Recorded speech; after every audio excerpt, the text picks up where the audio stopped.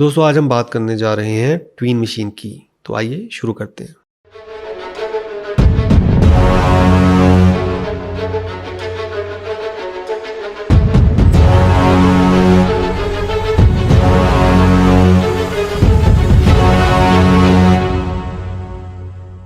दोस्तों आज हम एयर टूल्स में ट्वीन मशीन को समझने की कोशिश करते हैं। मैं कोशिश करूंगा कि बिल्कुल सिंपल एग्जांपल के साथ आपको ये समझा सकूं कि असल में ट्वीन मशीन करती क्या है। बॉल फर्स्ट की फ्रेम पे यहाँ पे है और ये मूव किया 30th की फ्रेम पे इधर मूव कर दिया। तो हम लोग अभी आइडिया के लिए इसको यहाँ पे पॉइंट आउट कर देते हैं और ये फर्स्ट पोजीशन थी इसकी। तो ट्वीन मशीन के जरिए हम लोग डिसाइड कर सकते हैं कि ये बॉल किस की फ्रेम को ज़्यादा फेवर करे। लेट्स से मैं 50% फेवर दे रहा हूँ दोनों की फ्रेम को, तो बॉल बिल्कुल मिडिल में आ गया है। अगर मैं चाह रहा हूँ कि नहीं यार मैं पहले की फ्रेम को फेवर दूं, तो यहाँ पे ये वाली वैल्यू को यूज़ कर सकता हूँ मैं 90% फर्स्ट की फ्रेम को फेवर करो।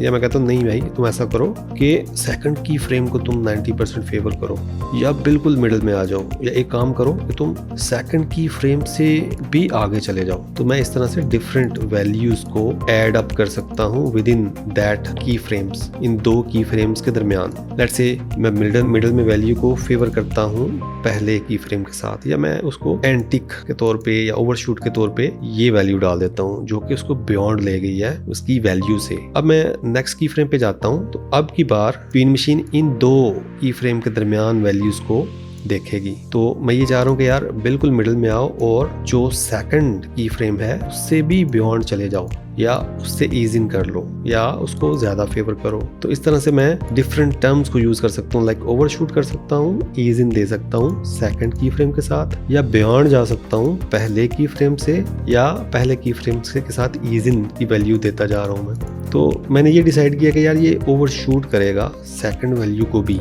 तो यहाँ पे मैंने क्लिक किया। अब जब मैं प्ले करूँगा तो बॉल पीछे जा रहा है, फिर आगे जा रहा है और वापस आ रहा है। तो इस तरह से फ़ौरन से मैंने डिफरेंट वैल्यूज़ को सिंगल क्लिक के साथ ऐड करके एक एनिमेशन बना ली। अगर ये चीज़ मैं मैनुअल करता तो मुझे क्या करना पड़ता, मैं यहाँ पे इसकी फ्रेम पे आता, बॉल को मूव करता पीछे की तरफ, और फिर यहाँ पे मैं इसको नेक्स्ट की फ्रेम से भी आगे ले जाता, तो मुझे ये मैनुअल मूवमेंट मिल जाती।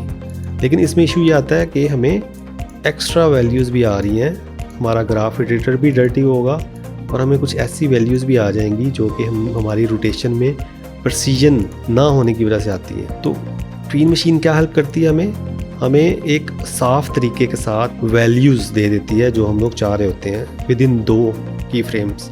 तो इसकी लाइफ डिपेंड करती है कि पहले क्या था और नेक्स्ट की फ्रेम क्या था। तो दोस्तों ये बिल्कुल सिंपल सी एग्जांपल थी। अब हम देखते हैं थोड़ी सी कम्प्लेक्स एग्जांपल के साथ कि हम लोग इसको कैसे यूज़ कर सकते हैं रियल लाइफ में। तो दोस्तों अब हम सेकंड एग्जांपल लेते हैं जिसमें एक कैरेक्टर है जो अपने बाजू को यूं नीचे लेके आ रहा है। अगर मैं प्ले करता हूं तो ये बिल्कुल बोरिंग सी एनिमेशन है जो कि माया ने हमें दी है विद इन दैट की फ्रेम्स, हमारे दो पोजेस के दरमियान या की फ्रेम्स के दरमियान। तो मैं चाह रहा हूँ कि इसमें ब्रेक टोन्स ऐड करूँ, इसमें मजीद डिटेल ऐड करूँ। तो मैं सिंपल जो कंट्रोलर्स एनिमेट किए हैं मैंने उनको सिलेक्ट करता हूँ और मैं कहता हूँ कि यार अच्छा तुम ऐसा करो कि फोर्थ फ्रेम पे तुम एंटीसिपेट कर दो या बियॉन्ड जाओ पहले पोज से।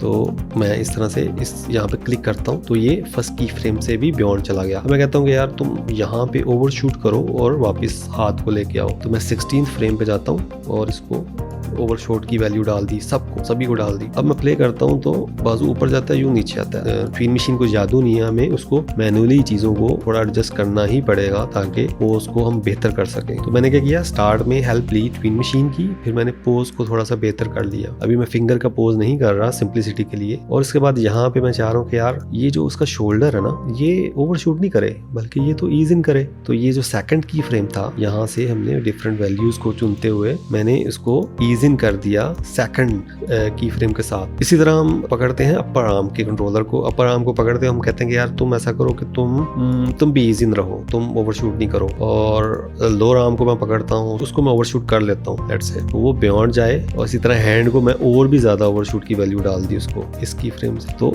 अब क्या हो रहा है, बाजू यूं ऊपर से यूं नीचे आ रहा है। लेकिन अभी मसला ये आ रहा है कि हमारी एनिमेशन बिल्कुल एक ही की फ्रेम पे सभी चीजें हैं। तो अब मैं सिंपली ऑफसेट कर दूंगा कंट्रोलर्स को एक दूसरे से, ताकि एनिमेशन में थोड़ा बेहतरी लगे, और मैं टाइमिंग एडजस्ट करूंगा। तो लेट्स से मैं अपर आर्म को पकड़ता हूँ और उसको मैं बोलता हूँ भाई तो ऐसा कर के ऑफसेट हो जा 2 फ्रेम के लिए शोल्डर से। इसी तरह मैं लोअर आर्म के कंट्रोलर को पकड़ता हूँ, उसको पकड़ के मैं 3 फ्रेम ऑफसेट कर देता हूँ, मे बी ये 2 फ्रेम ऑफसेट कर देता हूँ। आप डिफरेंट वैल्यूज ट्राई कर सकते हैं। और इसी तरह हैंड को मैं 2 फ्रेम के लिए ऑफसेट दे देता हूँ। आप देखते हैं क्या फीलिंग आ रही है।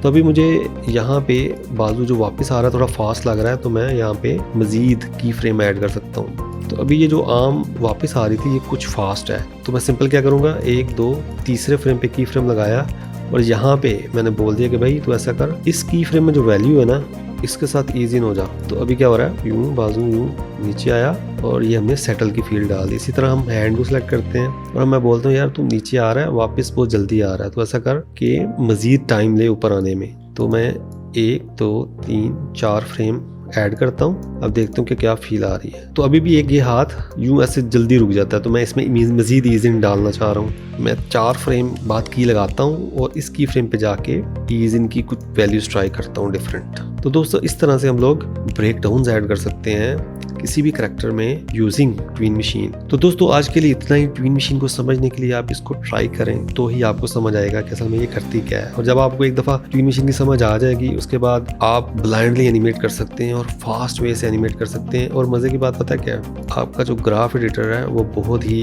बेहतर नज़र आ रहा है। इसमें कोई मतलब ऐसा नहीं है कि आपकी कीज़ बहुत ही ज़्यादा बिगड़ी हुई हैं, आप इनको मैनेज कर सकते हैं ईजीली। तो हमेशा जब मैं ट्विन मशीन से अपना काम कर लेता हूँ तो मैं ग्राफ एडिटर में चला जाता हूँ। ग्राफ एडिटर में जाकर मैं चीज़ों को स्मूथ आउट कर लेता हूँ, ग्राफ को बेहतर करता हूँ, पॉलिश करता हूँ, जिससे मुझे स्मूथ और अच्छी एनिमेशन मिल जाती है बहुत जल्दी में। दोस्तों आज के लिए इतना ही। नेक्स्ट टाइम हम लोग ए टूल के बारे में मजीद बातचीत करेंगे।